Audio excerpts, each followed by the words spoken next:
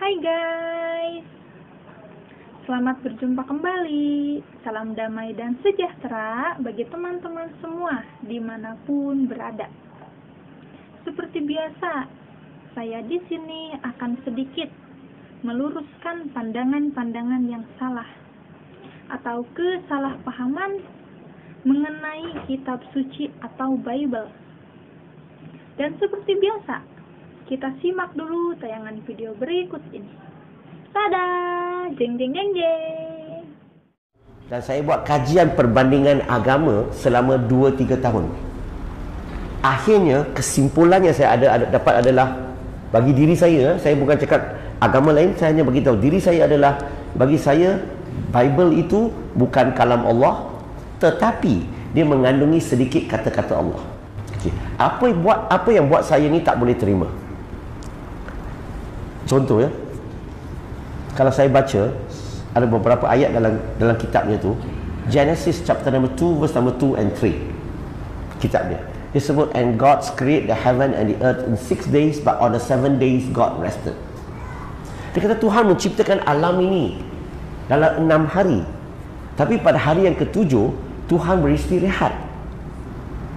Saya nak tanya, rehat ini sifat Tuhan ke sifat manusia?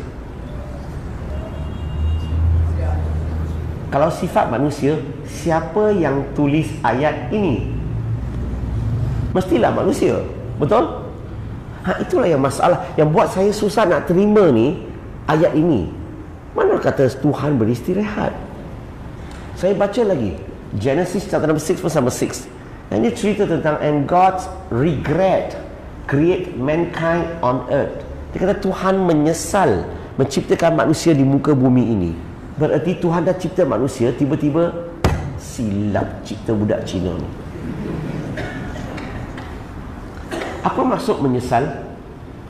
Menyesal berarti tak ada ilmu masa depan. Sudah buat, silap, betul? Saya nak tanya, menyesal ni sifat Tuhan ke sifat manusia? Kalau sifat manusia, siapa yang tulis ayat ini? Oke guys, dalam video tersebut, si abang itu, dia tidak bisa menerima jika Allah atau Tuhan itu beristirahat. Berdasarkan kitab Kejadian pasal 2 ayat 2. Saya akan bacakan. Ketika Allah pada hari ketujuh telah menyelesaikan pekerjaan yang dibuatnya itu, berhentilah ia pada hari ketujuh dari segala pekerjaan yang telah dibuatnya itu. Kemudian di ayat lain dikatakan juga bahwa Allah menyesal berdasarkan kitab Kejadian pasal 6 ayat 6.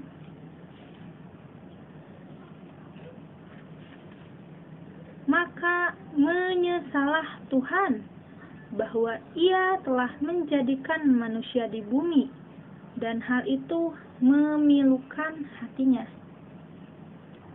Menarik ya guys, sekaligus lucu buat saya. 3 tahun mengkaji perbandingan agama, dan hasilnya hanya menghasilkan kebingungan. Kasian kan guys? Sebelum saya lanjut ke pertanyaan, pantaskah Allah menyesal? Saya akan membahas dulu sedikit tentang ayat sebelumnya di Kejadian pasal 2 ayat 2.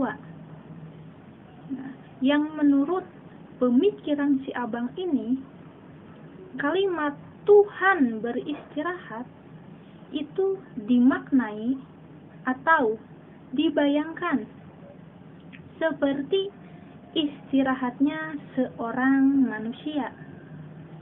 Jadi dia membayangkan bahwa Allah itu bisa lelah, bisa bersedih, dan bisa beristirahat layaknya manusia.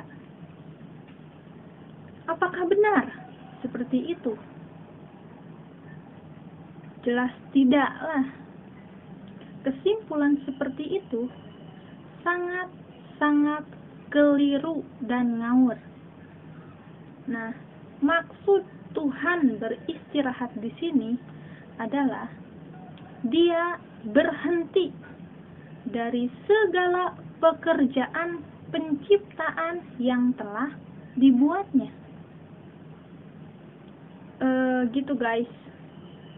Supaya lebih jelas, yuk kita baca dalam kitab Kejadian pasal 2 ayat 3. Lalu Allah memberkati hari ketujuh itu dan menguduskannya, karena pada hari itulah Ia berhenti dari segala pekerjaan penciptaan yang telah dibuatnya itu. Nah, jelas kan?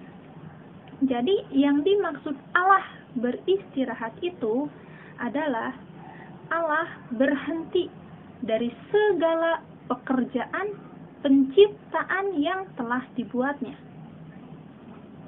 Paham kan? Jadi bukan diartikan istirahat itu nyantai atau duduk berleha-leha. Tidak ya, tidak seperti itu. Dan ingat, Allah itu Maha Kuasa. Sebagai pencipta, Dia tidak pernah lelah dalam segala hal. Dan kemahakuasaannya itu tidak bisa dibatasi oleh akal manusia. Nah, untuk soal mengapa Allah menyesal, hal ini pun sama. Menurut pemikiran si abang ini, bahwa mustahil Allah atau Tuhan bisa menyesal seperti manusia. Gitu kira-kira guys. Lantas, mengapa Allah menyesal atau bisa menyesal? Tentu Allah punya alasan. Nah, Allah menyesal di sini itu ditujukan kepada perbuatan manusianya yang jahat pada konteks zaman itu, yang dapat membahayakan rencana Allah. Gitu. Jadi jangan diartikan bahwa Allah menyesali perbuatannya sendiri. Itu keliru lagi, guys. Yuk kita baca dalam Bible, kitab Kejadian pasal 6 ayat 5.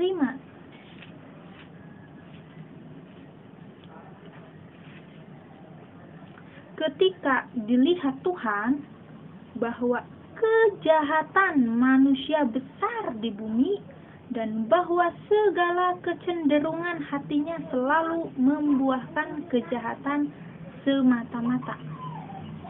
Nah, jelaskan di sini, untuk alasan inilah Allah menyesal karena kejahatan manusianya. Ya wajar dong Allah bersedih karena manusia yang diciptakannya itu cenderung mengikuti hawa nafsu dan keinginan-keinginan yang tidak sesuai dengan kehendak Allah. Dan ingat, Allah itu kasih, penyayang. Dia bukan Allah yang jahat dan berdarah dingin, yang tidak mempunyai belas kasihan terhadap ciptaan. Misal, Allah memerintahkan, bunuhlah orang-orang kafir dimanapun mereka kamu temui. Tidak, Allah tidak seperti itu. Allah itu respect terhadap ciptaannya. Ia bisa mengubah setiap sikap sesuai kehendaknya. Ia menegur, menguji. Semua itu demi untuk menunjukkan kasih dan sayangnya terhadap orang yang dikasihinya. Amin. Oh iya, satu lagi guys, hampir lupa saya. Bahwa kitab Kejadian, Keluaran, dan Imamat itu yang nulis memang manusia. Namun, manusia-manusia yang dipilih oleh Allah sebagai nabi utusan, yang semua tulisan-tulisan itu diilhami oleh Allah melalui Roh Kudus. Apakah Quran ditulis secara langsung oleh Allah? Saya rasa tidak ya. Apakah Quran ditulis oleh Nabi Muhammad? Saya rasa tidak juga. Mohon maaf nih, karena Nabi Muhammad adalah Nabi yang ummi. Nah, lantas, Quran ditulis oleh siapa? Silahkan kalian kaji sendiri.